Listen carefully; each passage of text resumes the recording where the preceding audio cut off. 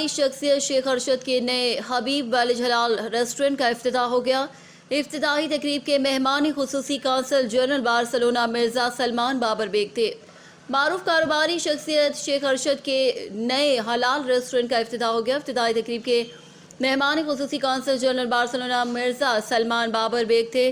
افتتاحی تقریب کا آغاز تلاوت کلام پاک سے ہوا، جس کی سعادت مرزا ندیم بیگ نے حاصل کی۔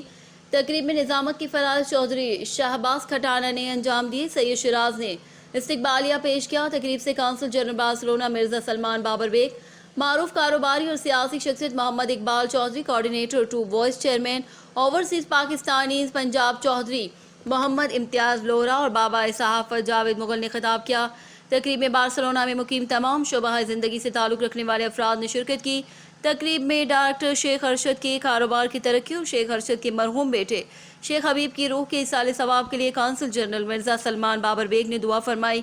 تقریب میں شامل معزز مہمانوں کی پاکستانی کھانوں سے تواضع کی گئی۔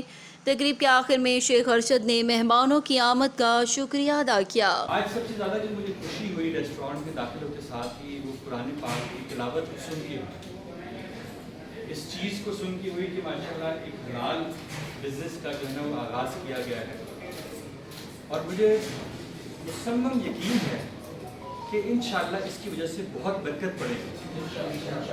یہاں پہ اس جیسی جگہ پہ شراب کے بغیر ریسٹورانٹ کا کام کرنا یہ بڑی مشکل چیز ہے، ہمت حوصلے والا کام ہے۔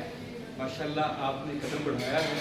مجھے امید ہے کہ جو ہمارے باقی بھی ریسٹورانٹ اونرز ہیں پاکستانی، آہستہ آہستہ آپ کی سنت پہ چلتے ہوئے وہ بھی حلال کاروبار کی طرف جائیں گے انشاءاللہ۔